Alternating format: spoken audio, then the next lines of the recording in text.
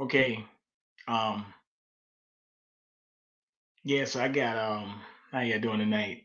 Back I was supposed to be on at 10 o'clock, but the guy actually decided to come on early, Mr. Sullivan. And this is gonna be very interesting because he has firsthand information on BLM. And I would rather want somebody like him to break it down than me. Even though on BLM, um, I, would like to, kind of like let him do it. He was there when it started. He knows more about it. And he could, answer questions probably for people who, um, have got some questions and answers. So, with that being said, CJ, if you're out there, come on into the room and you can introduce yourself and explain everything that you got to say. Um, Anytime you want to come back in the room, come on, let's get this party rolling. Um, you see where he's at. I just text him. All right, let's see. Oh shoot, come back in. Yeah. Well, anyway, but yeah. So we're going to talk about the origin of how Black Lives Matter started. We're going to talk about everything. Patrice Color just blocked us. All right, brother, how you doing? I'm doing great, man. Thanks for having me on the show. Yeah, I'm glad to have you. Thank you to Yoda, Yakura, for let me tell you something, brother. I watched that thing with her on at African Diaspora News Channel now, but it was a Vice show then probably about 5 years ago, and I know about 4 now. And she talked about how BLM was financed by white liberals. She talked about it. And she went on the show. This was when a lot of people were, and I said, and I finally found her on Facebook one day, and I said, let me find this woman. And she responded back. It took her a while, but she responded back to me. And I think that she responded back to me because that, helped me to link with you. Because actually, this is supposed to be her, but she said she had some things going on. So I'm glad that she was able to actually connect me to you. So we're going to make this a 2-part series because I got to get her on too later. Definitely. And probably got it with so much information, probably a 3-part series. Man, you get as many parts as you want. It's sad as it is, man. It's sad as it is. Well, go ahead and explain yourself and tell you who you are. I'm Okay. very interested. All right. My name's CJ Sullivan. I'm from Bowling Green, Kentucky. I went to Bowling Green High School, then went to Georgetown College, then came up to Chicago, worked with Aflac a little bit, and then started doing my own thing. So that's kind of, I guess, a little bit of my background. I started doing the movement 2009 is when we officially registered the business, which is the media platform for the movement. And then it was 2014, August 4/20, 2014, that we finally got things up and running. Okay. Now, I know since you were in Ferguson too. No. You didn't go to Ferguson. That's a lie that Black Lives Matter tells to try to position themselves in the movement. The movement. Yeah. I was actually, when Ferguson happened, we were doing our media thing. So we kind of had the online presence. So like the hashtags, we kind of did we marketed to like artists, we promoted artists. So we had been building up the movement 4 months prior to Ferguson. Okay. So when Ferguson started, the reason that people get them confused from some of the Ferguson, like the local people, is because I actually helped them organize. So the movement was actually an organizing strategy. Okay. So like the movement was a slogan for the movement. That's what we call it. Like even like when they're talking about police corruption now, you hear it called the movement. And that's because the organizing, like that was one of our core issues from the organizing from 420 up to Ferguson, then helping them out all the way up until this day. Okay, so what you're saying, because when I look at Black Lives Matter, and I realized that, I mean, when I watched them and how they moved, I went and tracked them down. I said, oh, they really tried to kick off doing Trayvon Martin, but they really couldn't kick it off then. They didn't have enough juice. But Yeah. now, Yeah. Go ahead. but they got juiced up and they jumped off y'all back in Ferguson. So really, to tell you the truth, y'all were never Black Lives Matter. Y'all were doing something different, and they just stamped their name on it. And then defamed us. I mean, Darren Seals isn't here. He was kind of like the bridge between the movement and Ferguson. He may have been actually the first person that I talked to in Ferguson, if not one of the first ones. So, I mean, we couldn't get on social media to defend ourselves. Twitter ended up kicking us off the movement. And while we were trending, they actually were doing shadow banning and doing things to people who were like part of the movement and promoting it. So, I mean, there's so much to go into as far as like Black Lives Matter and all the things that they've done to sabotage the movement, which includes what was being done for police corruption and for our community. That, I mean, you got to start at the beginning, get the facts straight. And then, I mean, you really have to talk to people because it's not just myself. They tried to steal my brand, steal my business, and defame me, but they did the same thing to people all across the country, everybody that was in the movement. They pretty much silenced them on social media, wouldn't allow them to speak up. They did the same thing to Ferguson, the leadership in Ferguson. And you can ask them, you'll find that out next week. So they were doing this to people all across the country. And then what they would do was they would insert people from Black Lives Matter and then have them fraudulently represent the movement. So they were blacklisting us, and then they would have Black Lives Matter represent us. Okay, question. Because I'm gonna let you start from the beginning, and but let's see here. The question I got is, how did D-Ray McKesson, Brittany Packnett, Brittany Farrell, Alexis Templeton, and all them other charlatans, they put them out front? Netta and all them, they put them out front. D-Ray represented me.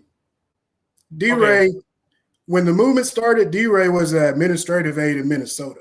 D-Ray's not even from Ferguson. So D-Ray had no hand in starting the movement, and he had no hand in starting Ferguson. Like, you can go back to media records when he tries to describe it, he completely erases Ferguson. And he doesn't even mention the movement, the history of the movement.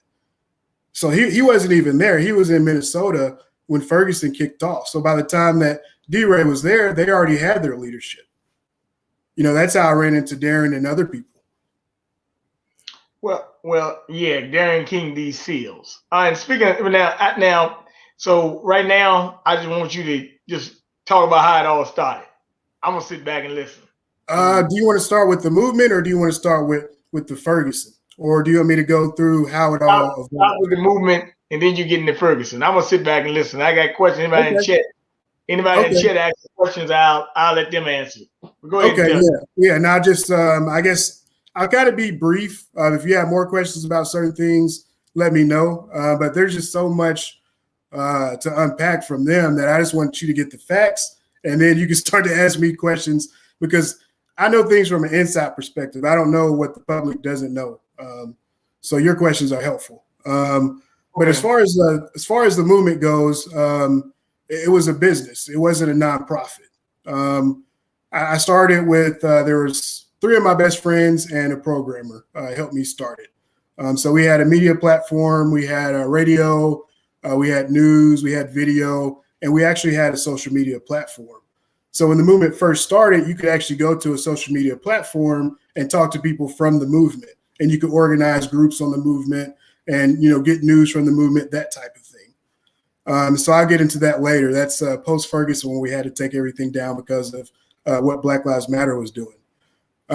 So we launched with the media platform, and we just kind of had the concept of revolution. But it didn't start like physical revolution, even though like some of our issues, we knew, there was going to be protests involved and stuff like that. It was actually a tech. tech innovation that I won't even go into because we have some stuff coming up pretty soon. But we launched the media platform. We had done a lot of organizing from 2009 till 2014. I think I had like 2 failed attempts of trying to launch the movement. But the entire time, I was organizing people, telling people what it's about, what we're trying to do. So that period was from 2009 to 2014. 2014, we finally launched. We have organizing strategy. We have a game plan. We have our issues that we've talked about. We've thought through why we want to approach things in a certain way. And so we launched, and we had success. Our news was probably our biggest draw early on, just because we brought in our issues in a unique way. It wasn't a focus on just us. When I did a media company, I wanted it to be for everybody, but I wanted to give us a voice and other groups who don't have a voice as well. So that was kind of my focus going in. So because of our audience, a lot of people, they didn't know about the issues. We would post police corruption videos and stuff like that before, and they would start to go viral because people just didn't believe that it was going on. And I don't know if it had to do with the timing of the cell phone. Everybody has a cell phone camera or what, but that's kind of how I guess things started out initially. So we had success initially marketing. I would say, I think it's, I have the actual time stamp, but it's actually, I think June of that year is when we actually started using the movement as like a business name and started organizing specifically as the movement. So at that time we had 2 shows lined up. We had a couple artists that wanted to work with us. Promotion was going great. We had the hashtags, they were trending. We had artists tweeting out to us that wanted, to play the music. So basically we were a promotion engine at that time, but we combined our music, and our entertainment with the political side as well. So the entire time we were bringing in people who we thought might be like-minded towards those issues. So things continued to grow, and we were actually like trending top 10 on Twitter. This is prior to Ferguson. So things were blowing up. And when we started, trending, they would, I guess you call it shadow ban, the hashtag, where you can't see, like, you may not be able to see 5 hours worth of the timeline, but there literally back then, like there could be like 100 posts, so people can't even see what's on the movement, and we're communicating. It's a online community at that point, so you can wake up and you can go and, somebody just posts something inspirational, somebody else has, there's a dance competition that somebody had, just all these different things, and you could tag the movement, and then it's like it became a movement. Everybody like, what is the movement? Oh, we're doing this. This is the movement. It became a whole culture and a whole online community. And outside of the issues, like we were rallying around entertainment, like music, like indie hip hop, different things. So we had a whole system to balance out like the activism side, because the activism side, especially when you get into the police corruption, is just, it drains you. It drains you. I don't have to explain it to you. But we actually had a system that balanced that out so that, okay, like even if you're not doing activism, you're still going to be getting that messaging. Like you may come to the site or go to the movement because you like music, but now you're getting, images of, the police corruption that's going on or other types of discrimination. So all of it was kind of intertwined so that everybody's becoming aware, of these issues. But, we're also doing it in a way where people are entertained and it's fun and it's not just about, I guess, Black death, pain, and suffering or any pain, and death and suffering. So that was kind of like the initial concept of the movement and how we came in to Ferguson. And the movement was age-based. It wasn't race-based. And the official, I wrote it down. The official definition was the movement was a political, social, and economic revolution of our generation. So that was like the official definition, and something on that with D-Ray, because at that time Ferguson and the movement had merged, and I'll go back and explain the start of Ferguson. But at that time, everybody pretty much was working with Anonymous, exposing, exposing different things. I would say that they were working with Anonymous. And I remember the day that I came up with the definition, because D-Ray just kept, hanging around me, he kept hanging around Ferguson and wanted to, he didn't have a purpose of being there, but he was always like wanting to center himself. So anyways, we have a mutual contact through Anonymous. I come up with the definition. Like, I don't know if I kicked D-Ray out at that point, but I pretty much told everybody, like, this guy's not welcome in the movement. The next day, D-Ray's working with that guy. He steals the definition, and you see the Black Lives Matter people trying to use the definition. Like, that's how fast things happen. Like, things will literally happen in real time. You would do something, they would react. And then they would have all the leverage with the media to discredit you and defame you. So, okay. So the question I got, because I got some notes here. Well, I think it was like November 5th or something. You had Obama come down there and give them like a stipend of $7.5 million. And they were in the street, because when I looked at the Ferguson protest, I saw white guys out there with communist flags. D-Ray got arrested, but like this woman is saying right here, he was an infiltrator. Yes, he was, because he was arrested, but he already was given bail. They just told him to go out there and play a role. I mean, him, Brittany Farrell. As a matter of fact, Brittany Farrell and Lexi Templeton got married around that same time too. We had, and then you had, now I did see Darren Seals there, and I know Darren Seals had an incident with D-Ray McKesson when he slapped D-Ray, because D-Ray was trying, but I want you to explain something that happened there. They were using their phones and using PayPal through the crowd so you could donate to them. Correct. I didn't even know that. I mean, it's possible. Okay, but they got you to donate to this movement, but nothing came out of it. They would use, like they would say, sometimes you're donating to Ferguson. Sometimes they would say that you're donating to the movement. D-Ray's friend, Charles Wade, I actually caught him. And I won't even say what I said to him, but I called him out because he was soliciting funds on behalf of the movement, because the movement has credibility. They're going to solicit funds on anything that has credibility, just like as bad as it is to say these police killings where, the next killing comes up and then all of a sudden, they're back out there, but they had literally just quit 5 months ago. Like, this is the type of organization that Black Lives Matter is.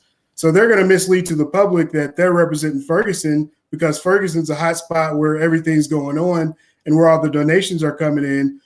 But they're going to position themselves in front of the actual grassroots organizers of Ferguson so that when you donate, it goes to Black Lives Matter and not to the Ferguson residents.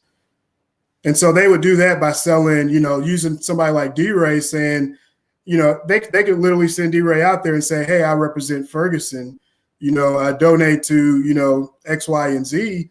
And there's no way that the public, doesn't know, like, or knows that he's not a part of Ferguson. I mean, to this day, like, people don't know anything about the history of Black Lives Matter. They don't know about the history of Ferguson, about the movement. And it's because they've been able to hold this story for over 6 years. Okay, let me say something. And then they used Kaepernick to try to push it too. Okay. Yes. Go ahead with your question. Now I'll kind of backtrack on some information I think is relevant. Because I find it, I'm gonna tell you, but I realized in November of 2015, D-Ray McKesson went to a GLAAD or Gay Lesbian Alliance or whatever, and so that's when I really checked on D-Ray, because D-Ray also would Teach for America, so would Brittany Packnett. Yeah. So I mean, that's a red flag. Number two, they were in the White House sitting with Obama talking about broken windows policing and reimagining policing in the 21st century. So when you saw the picture of them up there in the White House with Obama, you had to know that, all right, this is not a movement, because what Obama did to y'all, well, I don't know, you might not have been there, but daggone in Ferguson, he used that psyop of what happened Yeah. And then they used it to put all them militarized police there. And made that thing like a little war zone camp. You had guys getting locked up in jail. And let me tell you something. The guys with you didn't get no bail, but D-Ray and all them got bail out. D-Ray, we actually found out D-Ray was a federal informant during Ferguson. Yep. We knew that he was trying to sell out everything.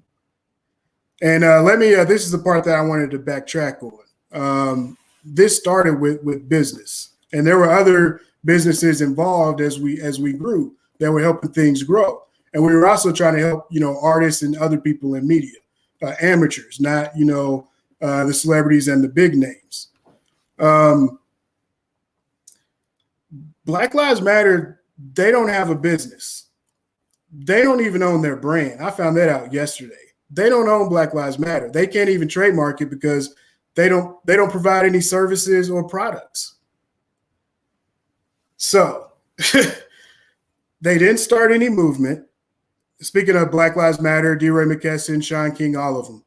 When it comes to the movement, they didn't start it. When it comes to Ferguson, they didn't start it.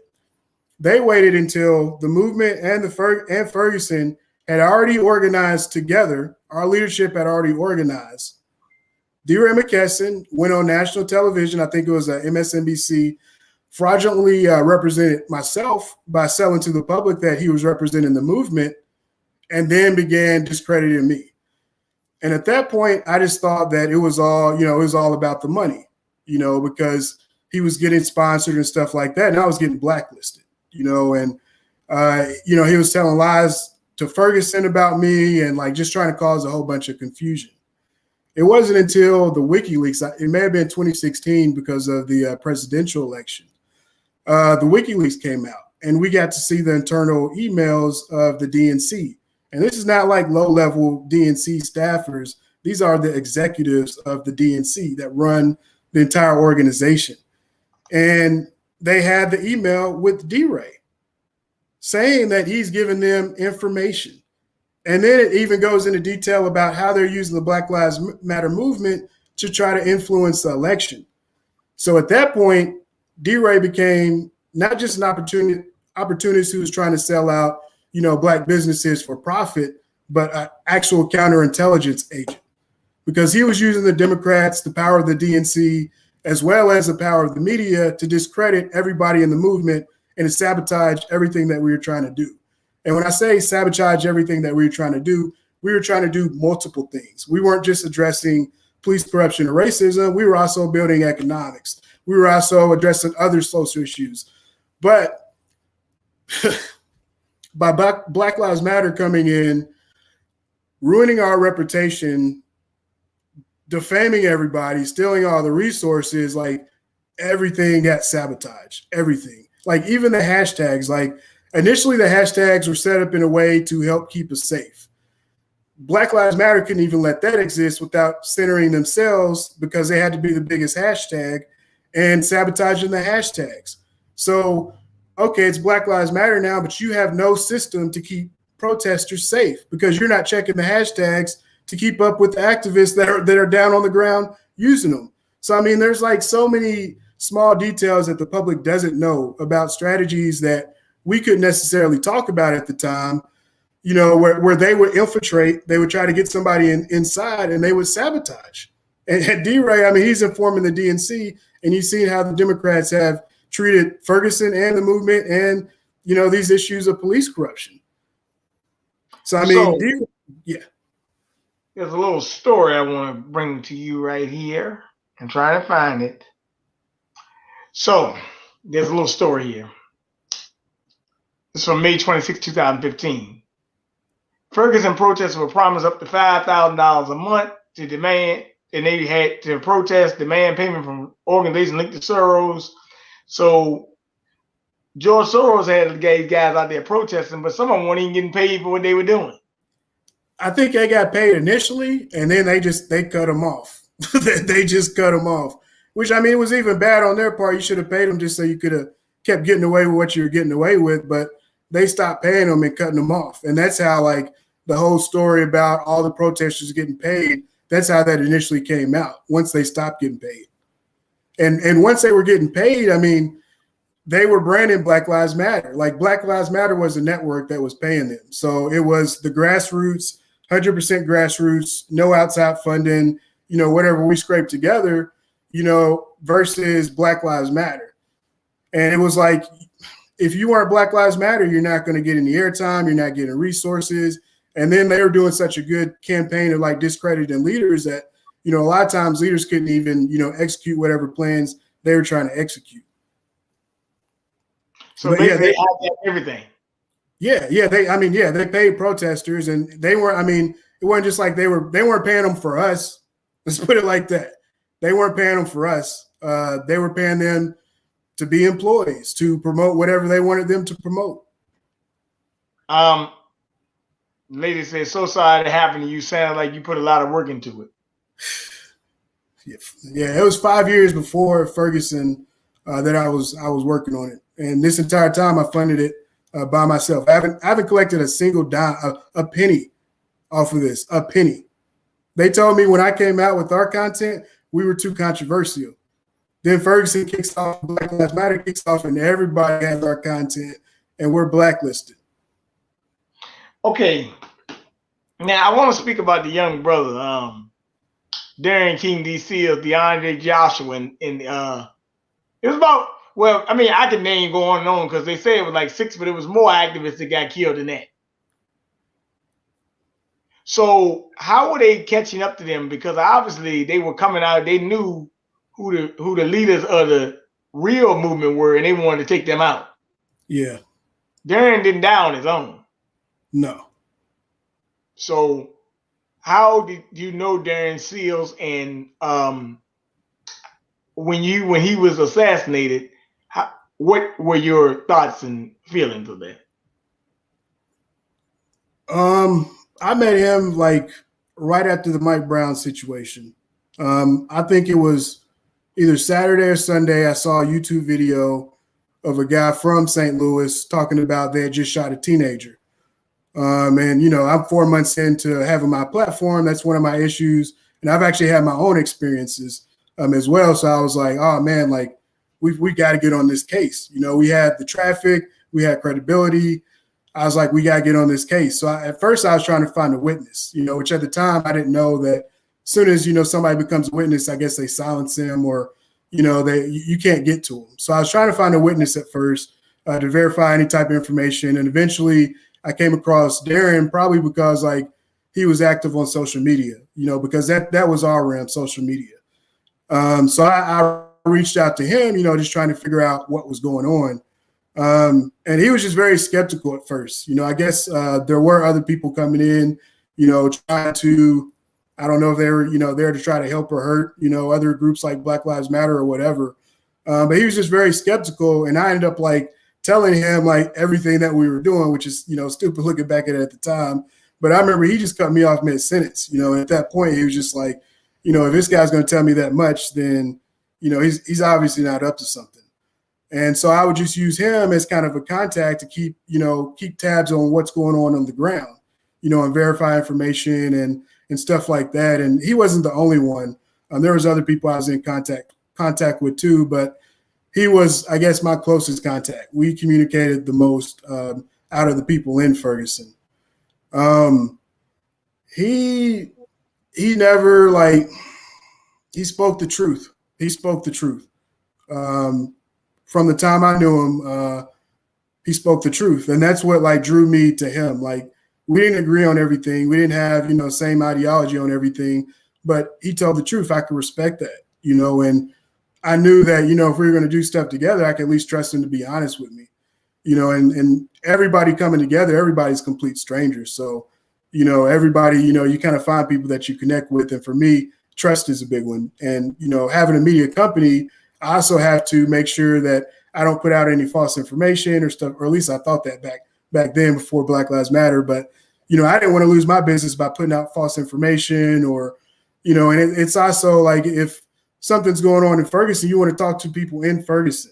You don't want to talk to somebody who just flew in there, a week ago or when everything started happening and try to get the whole dynamics of a place that you've never been to. So one of my strategies is to get close on the ground, get to people who either with the police corruption issues either represent the family or represent the organizers who are organizing the protests.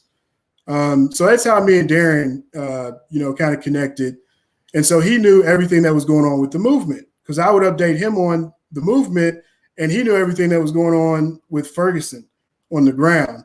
So when Black Lives Matter was trying to run their games, he already knew what we were trying to do. And he already knew what they were trying to do in Ferguson. So he was calling them out on their BS the entire time. Dead accurate with everything that he said. And, they just discredit him, started making threats towards him, and they're the ones that are lying, and I got caught up into it because they're trying to steal my brand, and my business that's attached to it, and our movement, at this key time, it's just, you would be surprised at people that took up for people who were abusing people who were lying, people who were stealing when it comes to the Black Lives Matter crowd. A lot of those people today that are trying to say, that they're mad about what happened, they were doing it to us back when everything started. Then they got cut out. Then they got mad. So, I mean, they threw him under the bus. They threw Darren under the bus. When he died, we had actually recovered the organizing because they put out the lies initially. They try to turn people against us, turn leaders against each other. But we were talking to each other. You can't talk to Black Lives Matter, but I can shoot a message to Darren, I can shoot a message to Tori or shoot a message to somebody else. So we would all talk and we all came to the conclusion, these are the only people that are lying. So we were all able to talk. We were able to actually recover the organizing at one point, even after Black Lives Matter tried to claim that they were the movement, try to tell all these lies. We recovered the organizing. We organized literally all across the country. We were talking with the organizer out in LA. So we had literally within the period of 2 days, and this was it probably took months to recover the organizing. Within 2 days, Darren was assassinated. I was waiting just to see what he posts, because I check, people from the movement, what they post, and you just see Rip D. Seals. And I won't go into too much detail. I'm in Chicago. Up here in Chicago, we just had the Adam Toledo situation. Yeah, I see that.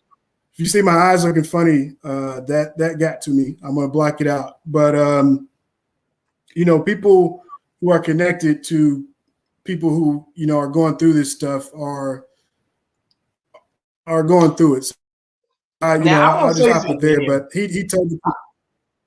I want to say something here, but I find it mighty funny that during this George Floyd trial, they had this Dwayne Wright situation, right? And this was just last week. Patrice Cullors was exposed. Well, she's already been exposed, actually, but just a little bit more exposed. But and I want you to explain some things about her, Gaza, and the other woman. But I want to ask you a question. Don't you find it funny though that in the same George Floyd thing here, now they had this, so that distracts from Patrice Cullors what they were talking about. And then I went to their page and they were saying donate to Minnesota Change.org and all these organizations for what? For this brother Wright that got killed. So I find it very suspicious every time they have something happens, or maybe some of them are staged. Who knows? But I find it mighty peculiar every time this happens. They're already in the city, already there on the ground raising money. I've been to Chicago where you at. They got buses in Chicago to transport them around. I forgot which street. They got buses out there literally transporting these people around, and they got a Black Lives Matter building where they got buses. I think it was 10 buses out there or something. Wow. Or whatever. It might have been more, but they got buses in Chicago. They bus these people around the country. And that's how they can get in a in a city so fast, because there's no way they're already out there. It's almost like clockwork. As soon as they do it, they're already there. Like Yeah. you're not you can organize, but it has to be from the neighborhood. Most of these people I see, most of them are white, not from the neighborhood. And then I have a sneaking suspicion. Well, not a suspicion, actually, it's a fact. Notice, I don't know how it went in Ferguson, but they did burn that Quick Trip. I remember her telling me that. But notice they always got bricks and stuff and Antifa and everybody's lined up to do burning and stuff. And then they re-breaking the stores. But they don't tell you this. The people who go in them stores are on camera, on surveillance. They get arrested. They taking advantage of the opportunity. These other people are getting off. We had them come here to Richmond. They came to Richmond, Virginia last summer in Newport News and Norfolk and other cities. And I find it mighty peculiar that these people always go into an area that's always targeted for gentrification. Don't you find that kind of funny? I mean, they basically are gentrifiers. Yeah. I mean, you know. Yeah. But when I look at how they move, they got mostly lesbian women. I don't see a lot of black men out there as much as I used to. You did see them in Ferguson, but a lot of black men found out what this was really about and they left. They just said, I'm not going to be in it. Mm-hmm. So you got just women that just running around, and then you got the woman, what's the woman name? District attorney name. You got in St. Louis, what is Gardner or something? District attorney? Kim Gardner. Yeah. Maybe. And I know you know about Cori Bush and everybody else. Cori Bush is in the House of Representatives now. Now she was there, but Cori Bush is actually really not even talking about that stuff no more. She's talking about LGBTQ rights and stuff. But what I did want to know was when it came, because Darren, I go back and look at Darren's posts every now and then from back then. I'm surprised it's still up. Yeah, same here. But he was saying a lot of stuff exposing it. He was calling them every name in the book. He talked about how they got hijacked. I mean, Darren really did a lot of exposing. So when I look at the whole movement and how it went down, I will say this. Like I said, when they went to the White House with Obama, that was the red flag right there. Because I'm like, why would Obama be hanging around with a group that he just signed a blue alert law to protect police officers in the March of that year? And this was with bipartisan support too. This was not just no Democrats, and they both agreed to do this to protect police officers. I find it mighty funny that D-Ray was at the White House. It was that lady named Netta that they talk about? Yep. Yeah. It was a sellout. Yeah. Oh, yeah. But I want you to, so you have probably ran into Patrice Cullors and Elisa Garza. You met them before. You never ran into them. They avoid me. All of this, if they would have ran into me 6 years ago, they wouldn't be in existence right now. Okay. They didn't even tell people like what they were like signing up for. Like when it comes to Black Lives Matter, they didn't even disclose like this is what we're doing in Black Lives Matter. Like they had to piggyback onto what we were doing, because if people would have known what Black Lives Matter was about, nobody would have supported them in the first place. And that's the difference with Ferguson and what we were doing and other stuff and things that have taken off in other places is like people actually did what they said that they did. Like whether it's organized protest, whether, it's a food drive, whether you're trying to, whatever you're doing, like people actually did it, like for Black Lives Matter and Patrice Cullors and them to come out and try to take over something that they've never had success at. And then you remove the people that are having success, and then you put in things that like people don't even want or don't even agree with. Like it's because of the context, it's disgusting because people were already dying. They were already targeting leaders and activists. Every single leader from the movement was targeted, including myself. So while we're trying to actually organize to save our lives and to address these issues, they're being clowns on television, literally trying to get traffic to redirect to whatever they're trying to do, without helping the people who are actually fighting to keep us safe. And not only that, they're discrediting the people that are trying to keep us safe because they want to do whatever they want to do, whether it's women's issues with no men allowed, or LGBT issues, or whatever it is. Not saying that, those are wrong issues, but we are literally dying. Like, we are literally dying. And you came in, waltzed in, sabotage the infrastructure that's keeping us safe, sabotage the leaders that got it to this point. And then you come in with like something that you just thought up in a boardroom, like, oh, let's just, come up with this feminism campaign, and their ideology doesn't even add up. Like, let's just come up with this and we're just going to sprinkle it in at this police corruption movement, where people are dying at, but when like the actual history of them and the links that they've gone to actually discredit people, that was their intention the entire time. They actually bragged when they went to Ferguson, and I can actually probably get in contact with the person who made this claim. They brag. I think it was Ezel Ford was killed like either right before or right after Michael Brown Jr. And Black Lives Matter is from LA. So after they go to Ferguson, I think they were in Ferguson only like a weekend. People don't even know that. They were in Ferguson a weekend, branded and left, went back to LA. This woman is claiming that she was bragging that when they get back to LA, it's going to be the Black Lives Matter campaign or movement as opposed to like the Justice for Ezel Ford movement. So like, that's her mindset. Like, it was never about justice. Like, you want to put your brand in front of literally, the people trying to get justice, and that's why I go back to, the beginning of, they don't have a brand. They're not a business. Like, they're not running a nonprofit like a nonprofit. They're trying to run it like a business, and worse than a business because they're discrediting and defaming, like actual leaders. Like, they're counted, like whatever you're trying to do, they're going to try to sabotage. Okay, now,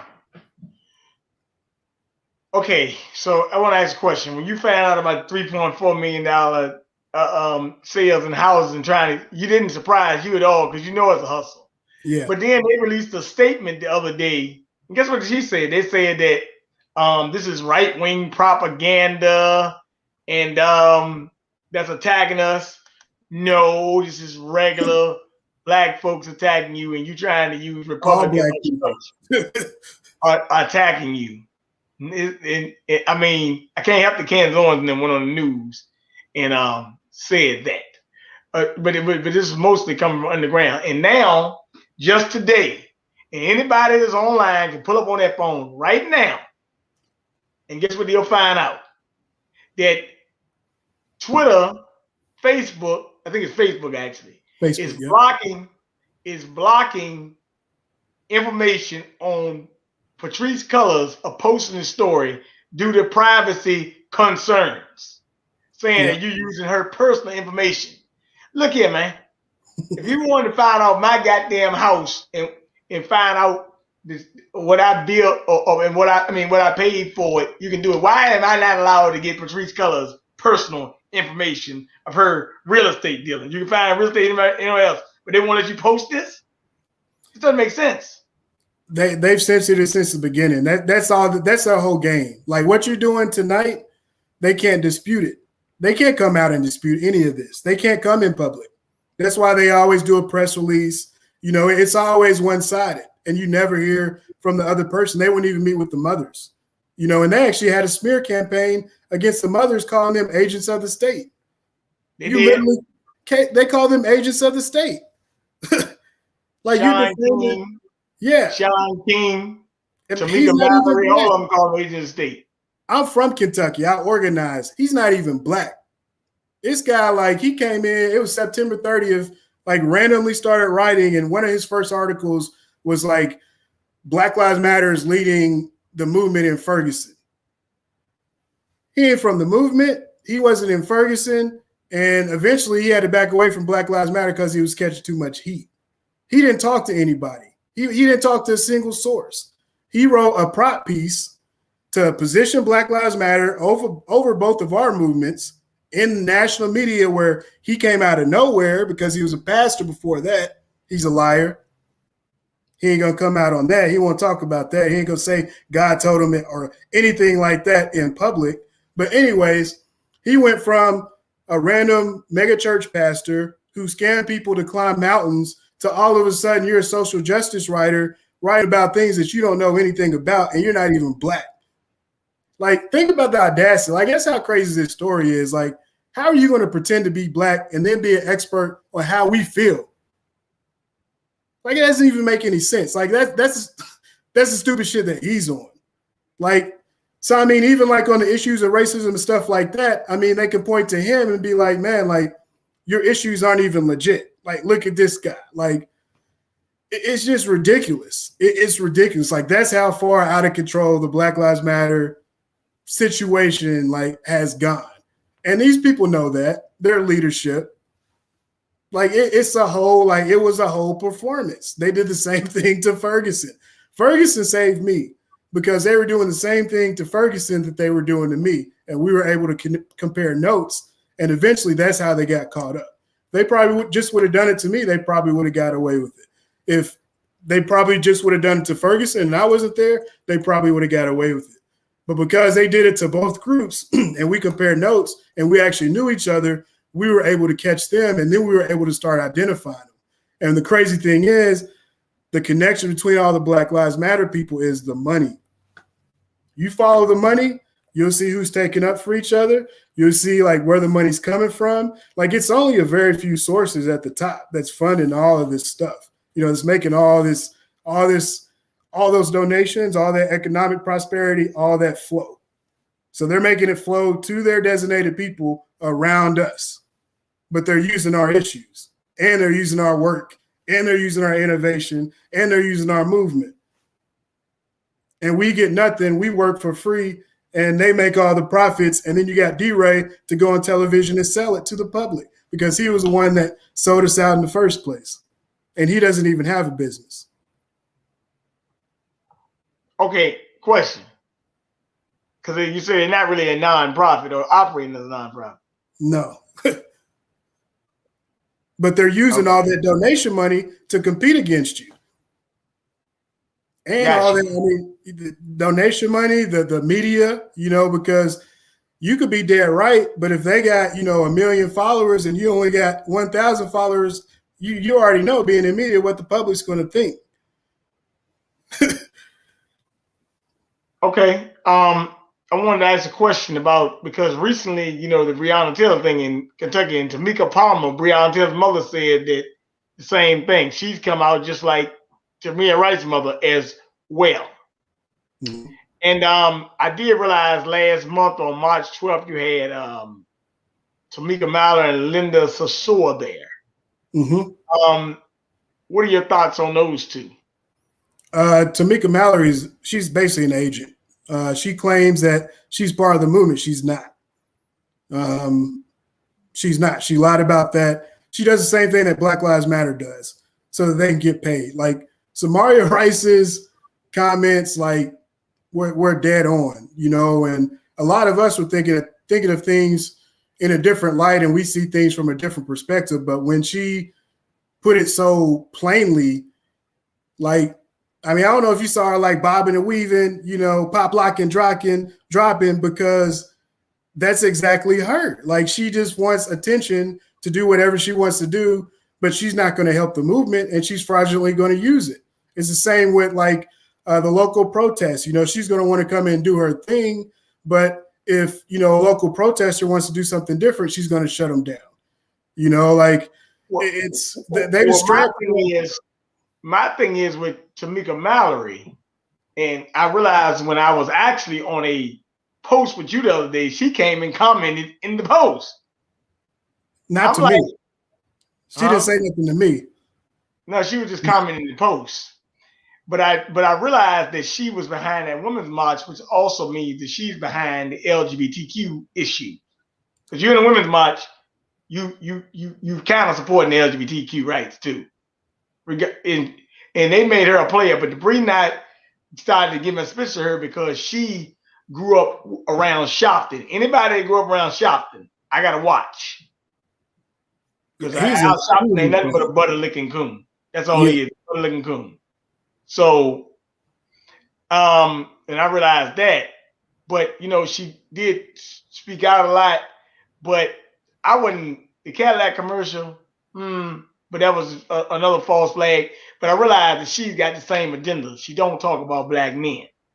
She said, I come from a strong line of women. So that's how you knew that. So, but I mean, like I said, I mean, they're all, big pimping. I mean, right now. But I actually view Mallory as less dangerous than Colors, but I do understand, but I do thank you for breaking it down and telling me that she's an agent. Yeah, definitely. And she can, I mean, her, my sign, any of these people, Talib Kweli, anybody can come out and dispute me. They hide. They hide on social media, and that's how they get the game. Like, this has been the game for 6+ years, and this is why we're in the situation that we're in. Not to say that people wouldn't have done it anyways, but we don't need your help selling us out. You know what I'm saying? They could have used white people to sabotage us. We didn't need y'all, trying to pretend to represent us to sell us out. Like, we didn't need that. And okay.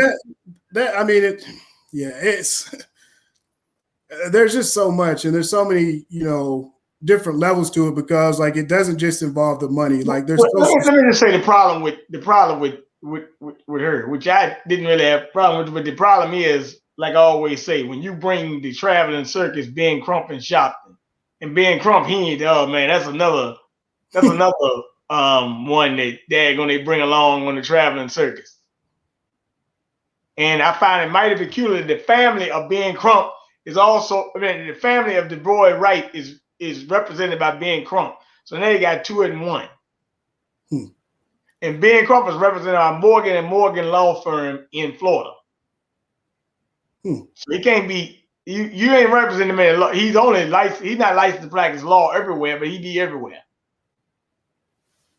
So, but Nika Miles' group is called Until Freedom, and she said that on the Grammy. She said Until Freedom, but a lot of people don't know Until Freedom is an organization where you donate. I would say don't donate any money to her. That's all I would say. Yeah, don't donate to any of Black Lives Matter. Like, first of all, like, outside of all this, and this is, everybody associates everything with activism. Why are you sabotaging business to not, like, first off, like, you're not even getting us justice. But if you were going to do activism, why do you have to sabotage business? Couldn't they work together? Like, those two are like two totally different areas, but they're both tied to the movement. So it's like, even if they were successful in their activism, like, you're hurting us in another area. If that makes any, like, the stuff that they're doing has ripple effects, because say, like, they didn't sabotage, the business arm of the movement that was going on. We could have had our own funding. We could say whatever we want because we have our own funding. The fact that they sold everything out and took all the resources out of our community, like, that's all of our power. That's all of our leverage. It's just like the organizing. We're all organized. We're all united. Like, this is what we're fighting for. That's our strength. We're all united. We can vote somebody out of office. We can, change a political party's platform. But they come in, they divide everybody up. Nobody has any power then. That's ultimately what happened. So now you can't even challenge the Democrats because you don't have a movement to challenge them. You are the Democrats. And that was the whole strategy of the movement. I don't know if I mentioned that yet, but we were organizing for a third party. That was our, like, political stance. And the issues that we rallied around were the issues that we felt like our generation could agree upon to come together to push them past the two-party system. So that was a whole organizing strategy of another organizing strategy of the movement. And so with D-Ray talking about him being a COINTEL agent and not just, an opportunist out for profit, he was a Democrat. He fraudulently represented the movement. He defamed me for ever since he came onto the scene. And all of, like, everything, like, from there has been, I kind of lost my train of thought, but everything since then has been sabotage, like everything, like from what Ferguson was trying to do to things that were happening in other cities. Like the whole Black Lives Matter narrative starts with him coming in, fraudulently representing the movement, discrediting Ferguson, and then everything that everybody built from city to city to city was sabotaged from that point on. Like the entire movement was sabotaged from that point on. And we couldn't even get plans out. All that organizing, all those people we organized for months, and I organized for years prior to that, we couldn't even get plans out to them. They ended up kicking us off Twitter for exposing D-Ray. That's how my business got kicked off Twitter. It wasn't because I was, cussing or being profane or doing anything like against their terms. It was when I exposed D-Ray. And Jack Dorsey was working with D-Ray. Let me ask you a question. What is so how did what's the boy name? I was talking to Yoda and she said really Kaepernick didn't have nothing to do with it until they used him as a face. Yeah, yep. She said he didn't even know what was going on. He didn't reach out to anybody. He didn't reach out to anybody from Ferguson that I know of, or he didn't reach out to anybody from the movement. I know that. And I'm not criticizing him, but he didn't work with anybody from the grassroots, and he worked with all frauds who were stealing from us. He worked with Sean King. So, I mean, it helps bring awareness. What'd you say? Work with Soros, too.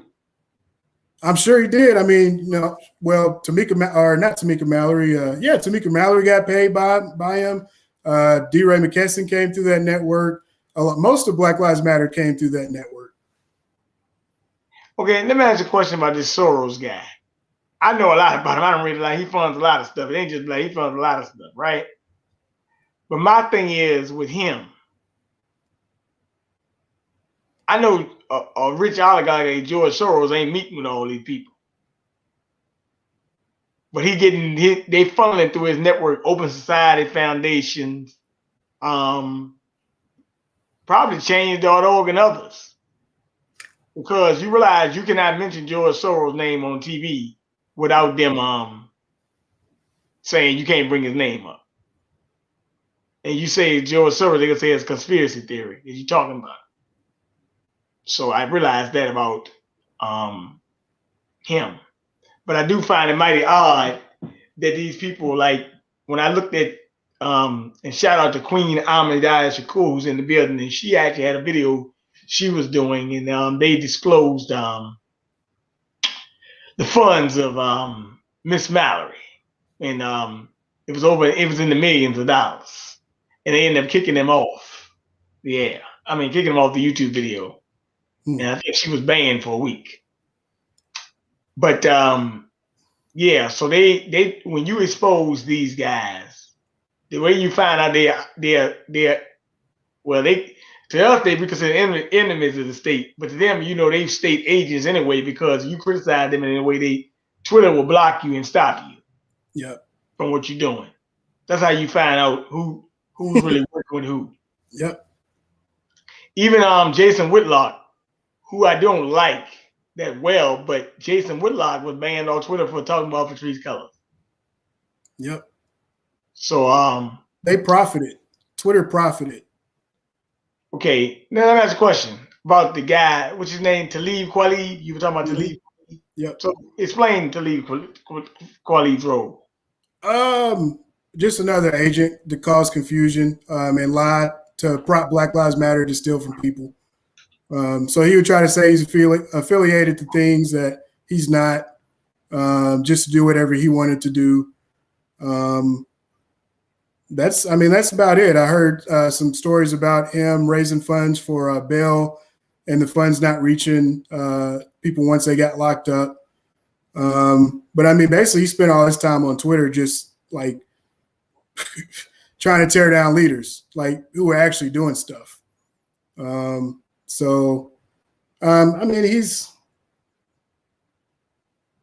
really takes him serious anyway. So I guess, he's not a threat. Like he's not a threat. He's an agent, but he's not a threat to us.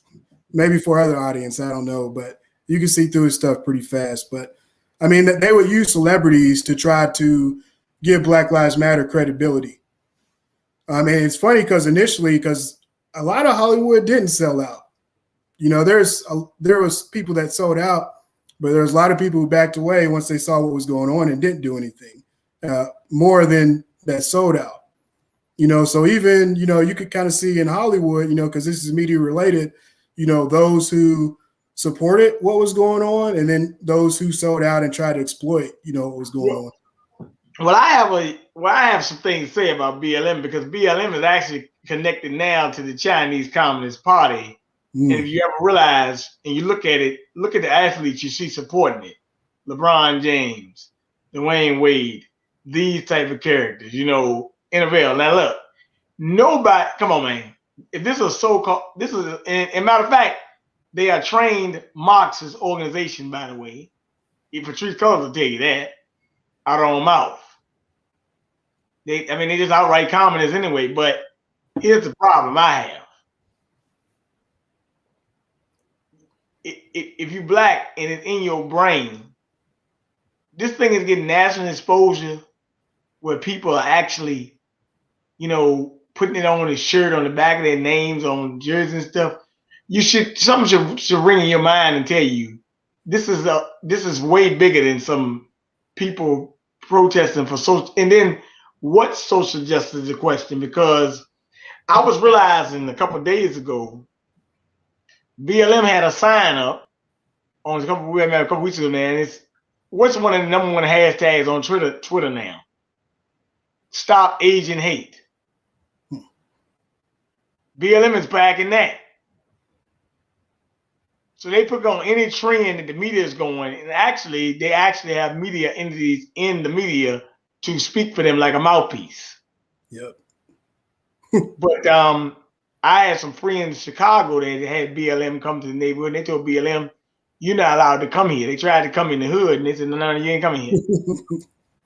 So, and I do know that King Darren Seals, shout out to him. There were areas of Ferguson where y'all, if you weren't there, but the other people had told people like D. Ray and Netta and them, y'all not allowed to come in our presence anymore. So that was good. But I just don't understand, you know, when you got a leader like D. Seals, they had to defame his character too to make him, you know. Yeah. Okay. Yeah. So explain that. And they were coordinated. They were coordinated. So one person is going to say this, it's another person being paid by Black Lives Matter. They're going to co-sign, you know, like, yeah, they defamed him. That was their strategy. But continue on, because, yeah, that's what they did. They did it to everybody.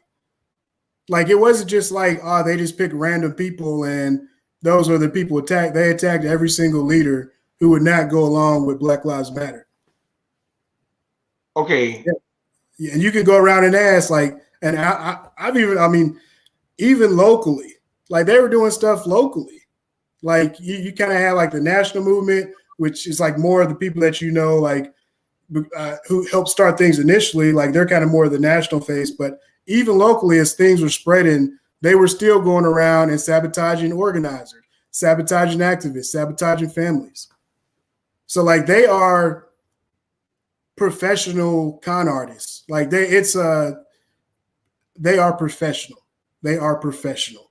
They will, you know, cause so much confusion and, you know, like for them, just somebody not knowing is a win. Like these are professional liars, you know, and that's why like this is so important, and having them in a public space to where they can't lie is so important, because they wouldn't have been able to get away with anything. And that's something like, if we're going to ever have, you know, a legit Black movement, you got to be accessible to the public. Because if we would have had some type of forum where Black people could have asked questions, you know, and they had to actually answer questions, none of this would have happened. You know, and I was talking to my best friend today, and I was like, they've never had like a public forum where you can just go in and ask some questions. Like, how do you represent the public and we can't even get access to you? And I mean, it's because they're not a grassroots movement and they're an astroturf, but like think about that. Like, okay, you claim you fighting white supremacy, blah, blah, blah. Like, what do all their tactics look like? A bunch of white people out there. Because we all talked and we knew. So we knew the deal. But we couldn't get any access to actually get to the public. So it didn't matter. People called us crazy and attacked us. They told me to shut up about it. You know, and it's like, we're literally at a point where they got away with murder. We got people saying, no, like, this isn't right. Like, we got to do something. You got people telling those people to shut up. Just don't worry about it. Like, and the question I have to ask is, you saying 2016 WikiLeaks, they also were trying to hijack the election in 2016? No, they were using D-Ray and they were using Black Lives Matter to control the election, to influence the election. So they were controlling the messaging, the issues that they want you to fight for, because once they had Black Lives Matter in the forefront, that they use that as our representative. And at that time, like, a majority of us didn't know what was going on, because it took us time, like, to go like, okay, like, these are just opportunists, to like, okay, these are paid opportunists, to like, no, these people are actually connected to the government and being protected by them. So it was a process before we could all put everything together where they were able to get away with, you know, certain things.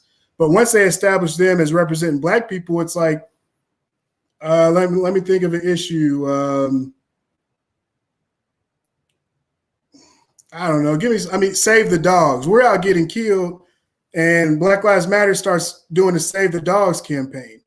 Well, there's going to be enough black people who go and, we need to go and save the dogs, just because it's the messaging coming from Black Lives Matter, who are not going to think through it. So yeah, you get some people over here are going to be like, what the hell are y'all doing? Like, they're not even protecting us. You want to protect the dogs, but that still serves a purpose for those people who don't want to give us justice. And so with Black Lives Matter, they were controlling the messaging, just like, okay, like, we're down in the street. Police corruption is, you know, the number one issue. Now we're going to make it a women's issue. And there's not even men involved in what's going on, because Mike Brown's a man, but you took all the attention away from police corruption and you made it a women's issue. And then not only did you make it a women's issue, now you got people fighting. You got infighting over it. So now you're not fighting the police.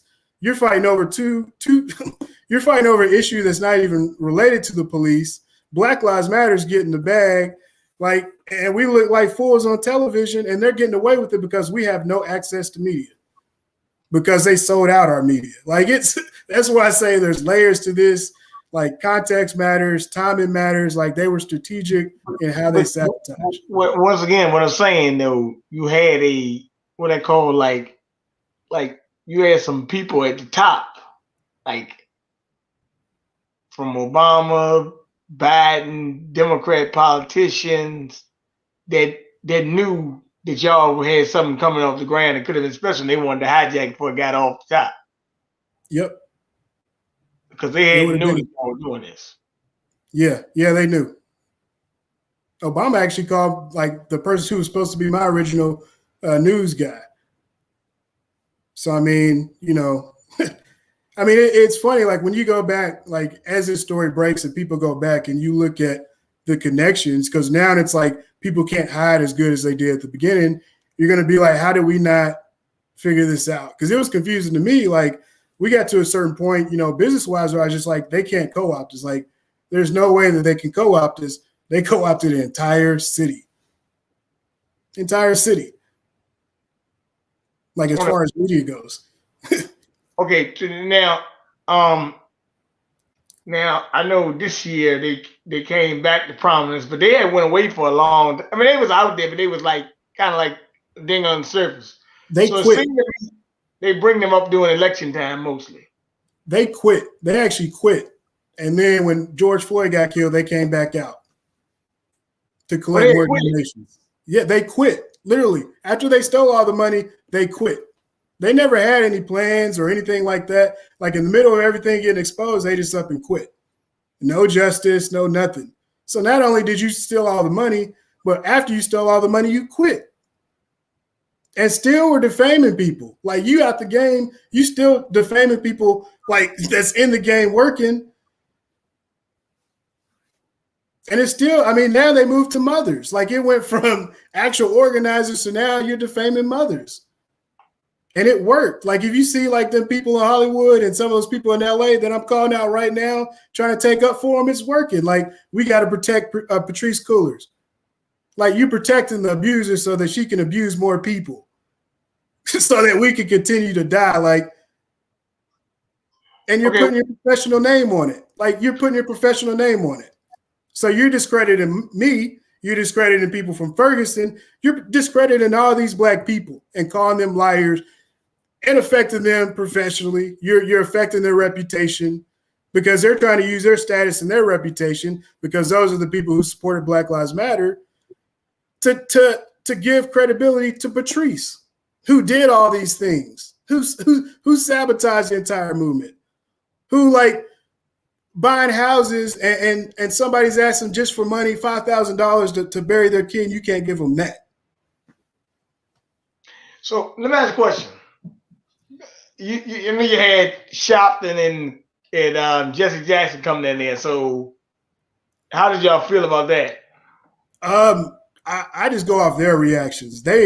I think one of them got ran out and one of them got booed, if I remember correctly. They were never really welcome. Al Sharpton especially. And he came in criticizing, and like y'all don't even have contact information, stuff like that. Like, they were trying to kill protesters. Like, no lie, some people are not here. Like, I don't have a lot of personal information. Like, I'm just now getting to the point where I'll put certain things on LinkedIn, because back then people are literally looking for you. Like, it was dangerous. So, like, you're trying to make it like this is some like MSNBC presentation. They're killing us. Like, you want somebody to put their address out there, like, and you got, like, it could be the police, it could be racist, it could be Black Lives Matter because they're on that mode. Like, you never know, So he came in, he criticized, he didn't offer any resources. He could have given people a platform to talk. He didn't, and then he comes back, sends in this Tamika Mallory chick, or I guess vouches for her. And it's like, man, like you failed and you sent back in an agent like 6 years. Like, people need to come out in public and answer questions, and you will figure out that like it's more ridiculous than anything that you could have thought of. It's like the stuff that they did, like, and how they're trying to downplay things right now. Like, even like when they talk about the money, like Patrice is saying, oh, well, I only get, a salary of $120,000 or something like that. Like, no, like, we're not stupid. Like, you put that on your resume that I'm the founder of Black Lives Matter. Why did you put that out there? Because you wanted the money. Why did you center yourself in the front of the movement that you don't own, you didn't start, you're not a part of? Because you wanted money. You wanted the spotlight to do what you wanted to do. So she's making bukus of money off of Black Lives Matter. And she makes it in a different way. Sean King was paying her, I believe, from his Justice PAC, was paying her. So, I mean, these people make money. She's getting speaking fees. So, speaking about a movement that I started and the people in Ferguson started, while discrediting them. And they're the ones that are actually doing the work that if I need something done, I can actually go to and help or get some help. Like, well, I looked at it like this. During this year's presidential campaign, a lot of people saying Joe Biden says he supports Black Lives Matter. Of course I support it because I'm funding it. Or I got people funding it behind me. But this is like I said, this has nothing to do with ordinary black folks. Matter of fact, it ain't got to do with black folks at all, except a few puppets out there pushing it. Because this is a white homosexual movement for the most part. Yeah. Well, yeah. I mean, but they don't even own the brand. Like, that's anyways. What is it called? Black Lives Matter Global Incorporated. So I want you to tell me some things. Where are you trying to take this to the next level? Because like I said, we might have to be a 2 or 3 part series on things. So where are we trying to go with this? I mean, right now, what we've been trying to do is expose Black Lives Matter because we can't get any work done. Anytime we try to do something, we run into issues with them trying to co-opt what we're doing or whatever, you know. And at this point, I think if anybody has success from the movement, it's going to bring enough exposure to where it exposes Black Lives Matter. So you got that whole dynamic of the people who didn't sell out. Now they got to go through all them other people because if they do make it through, it's going to expose their whole game. So it's like you got like a few, literally a few Black Lives Matter people at the top. Then you got all the people underneath that are actually doing all of the work. And all the money's going to the Black Lives Matter people. All the media coverage is going to the Black Lives Matter people. And the people underneath are literally like getting silenced or worse. I mean, there's activists that aren't here right now. So it's like, first thing I think is like recovering the organizing so that we know who's who, you know, and so that we don't have another Black Lives Matter because they'll do it again if we get ahead again. And we got to figure out how they did it the first time, what the game is, and then how we're going to protect it from happening again. Because how they going to protect it from happening again? Yeah. And I mean, I've done some steps, you know, with what I'm doing and what I'm bringing out next will solve that issue for the people that are within the movement. But for the people that are outside the movement, still like, you know, I care about everybody, you know, and I care about us. And I want to, my entire plan the first time was to create systems, you know, that are going to keep us safe. But to me, that's like number one. And I think if Black Lives Matter gets exposed this time, they're not going to happen again. It's not going to happen again because of what they actually did and what people experienced. Like it was so bad for the people that are going through it, you know, and then for the people who were able to see what's going on and understand that I don't think it would happen again. People aren't going to go through that again. So what you're saying, you're trying to bury them, put them under. Basically. Yeah. You can't come clean. Yeah, I mean, if they can't come clean, they're like, and they can't rebuild what they destroyed. First off, we got undercut. So that Black Lives Matter can brag about them donations all they want. We got undercut, and she can't come out and say nothing on that. So all them donations that they gave us, it don't add up. So if you want to look at it from purely economic standpoint, what Black Lives Matter is doing is holding us back. From a political standpoint, what Black Lives Matter is doing, they're not allowing any Black leaders to rise because the ones that rise through that organization are compromised, every single one. And you can verify that with people all the way around the country. And then it's like socially, they're not debating things. Like they're not, you know, asking the community, hey, do y'all want to like support this? Or, you know, like, do y'all want to address this social issue? Like, they're coming from outside of our community and doing things. And what I've learned with their leadership is they're not connected to the Black community in any shape or form. So it's like people from outside our community looking at issues, man, and thinking like, I use an example that if men aren't as masculine as they say Black men are, that it'll reduce crime. And this is like something that, you know, in academia that they'll really push, you know, like, oh, it's our masculinity. You know, toxic masculinity is a problem. So we need to make the Black male more effeminate so that they're not as violent, you know, or not even the Black male, but just men in general. And that's where that whole concept comes. And it's like, if you're just being fed something from, you know, an institution and you're not able to debate it, like that could be completely wrong, like however you feel about it. But the thing with Black Lives Matter is we're not even going through that process. They're just coming out and they're pushing messaging on our people. Hold on one second, brother. Yeah, no problem. Can you hear me? Yeah. Oh, you thought you were watching. Are you watching? Is that Yoda? Oh, no, I'm doing a show. Oh, you doing a show? Okay. I'll talk to you tomorrow. No, I sent it to you. Huh? I think I sent it to you, didn't I? I was on with Cooligan Rex crazy ass. Oh, okay. For 2 hours. Oh, I didn't know. Okay. Well, yeah, okay, thanks. Okay. Yeah. But go ahead. I think I kind of finished my point. I kind of forgot the question. Okay, yeah, go ahead and say it. Yeah, go ahead. No, you're talking about BLM, and you're talking about where you want to accomplish. Oh, yeah. I mean, first, like exposing what happened, because it's not just me. I mean, there's so many people. Like, there's literally hundreds. Like, Sean King got at least 100 by himself, but there's literally hundreds of people that have been abused all across the country. Some that may not have recovered. So, first is, getting some type of justice for the people that are in the movement and that have been abused by Black Lives Matter. And then second is my reputation and, what I'm trying to do with my business. Like, they've done so much damage. It's like we need them out of the way so that we can move forward. Yeah, yeah. Well, I mean, we got to help get them out the way. We got to do something to them, because they are really starting to, as what we call, they're really not. But actually, they're stalling out because a lot of people see the game now, so that's good. But they are in our way.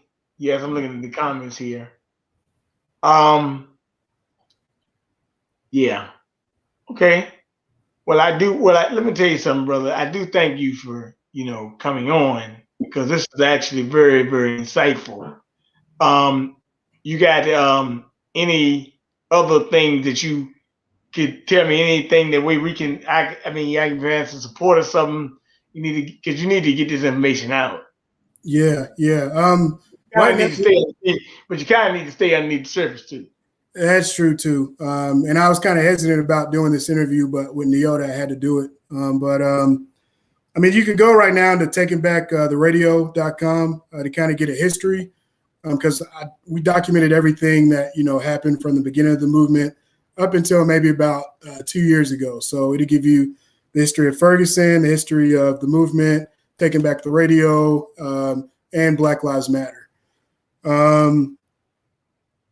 Other than that, I mean, we have we're going to have our platform back out later this year, and that's something that's going to be available to the entire public. And I have to actually get a link to you about something that we've got coming up now, and that's what you really want to be a part of, to be perfectly honest, because Black Lives Matter has been saying that they've been the movement the whole time, and now we're about to show you the movement. So, like, I had no anticipation of this story breaking, or the mothers being able to, get this much public attention on them. But when we came out with the movement, you were going to see that Black Lives Matter has nothing to do with what we're trying to do. And you would see the difference, and they would be exposed that way. So, I mean, really, like, I'd already, I guess, been in motion to try to fix the problem, while we're trying to expose things. So as far as like financing and stuff like that, like, we know how to do what we need to do. Our issue is Black Lives Matter taking credit for our work and then discrediting us. And so anybody who doesn't know us or is not familiar with the movement, we're not able to have any credibility from the defamation that they did. Well, I think that you was able to come on and able to enlighten us, because we got to do a couple more of these sessions on this. So when the order comes on, I'm gonna get her on, and then we're gonna have to do a double take. Both of y'all. Yeah, she knows like Ferguson and all those details, and I kind of know more like the media side of stuff, even though she knows that side as well. But that's kind of the breakdown. Yeah. Yes, I will, Terry Harden. Well, I'm glad that you actually was able to break this. A lot of stuff I read, but I like to hear from somebody who knew how it got jumped off and when it jumped off. And so I appreciate what you're doing. Well, I don't. Do you got like somebody can donate to you or anything? Or? Man, I get the story out. I mean, I should say it, because I mean, I didn't make any money off of that. I'm not rich. Okay. I fund things myself. I don't even have a Patreon. Like, I gave up on donating because they wouldn't even nothing came my way. But I mean, if she goes to takeitbacktheradio.com, I can put up a link on there if the story gets out. But I need as far as the money goes and people in the movement, and I actually made a statement about this, and I'm glad that came up. But my primary concern wasn't trying to claim the compensation, even though from a legal standing they collected money off of the movement. But those funds need to go to the victims' families. They need to go to the people who are actually doing the work in the movement. There was activists that aren't here anymore. I think their families need compensation. Black Lives Matter's funds needs to be seized, and they need to go where they were supposed to go. And my plan initially was not for our company to have all of the funds. We were literally trying to help fund the movement. So, people did actual work. People have put in actual time. So, I mean, I would like the people who actually did, worked in the movement to be funded. Media, people who break these stories, like yourself, hands up, don't shoot, companies that are doing the right thing, people that are doing the right thing. That's what this all started about. And those people never got funded because we just got overwhelmed by opportunists, and I can do what I need to do with my brand and without them interfering with my work. I can do what I need to do. But that's kind of how I feel about, funding at this point, Okay. Well, I'm going to say this to you. I want to wish you peace and blessings, brother. I would get this story out. Actually, to tell you the truth, I'm probably going to have you get on some people that's connected to me, and maybe you can get it on their platforms. People who have more followers than I got. Maybe in a radio show or something. We'll try to get it out, man. I'm just glad that you were able to come on. And I do know that I understand why you were hesitant, because Neota, she's kind of hesitant too. But hey, it is what it is. We got to do it.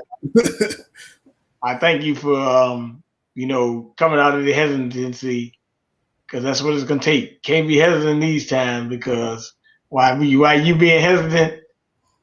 Yeah. BLM is scamming a lot of people. Yep. I'm glad that you had me, and I'm glad I got to come to your show. And it even ties in. I was thinking about that too. I was like, it even ties into what we were trying to do initially. So I definitely want you to be part of what we're doing. So I'll definitely get you connected through Neota and get you in there, because it's once you see what we're doing, you won't feel as bad about the Black Lives Matter stuff. There is something good, at the end of all of this that we've done. I kind of created to counter what they were doing, but yeah, I'll get you linked up with what we're doing, and you'll get to see it. So when you see them start doing stuff, if they do, you'll see it firsthand. Yeah, because I know they got these little think tanks. They thinking just like you thinking they in a little think tank, and now what next scam they gonna do? Yep. But I just want you to take your time. Peace and blessings. And hey, I'm gonna get in the Yodi on soon, and then we're gonna have to do it both of y'all at the same time. I'm down, man. I appreciate it. I appreciate the time, man. You too, brother. All right, have a good night. You too, brother.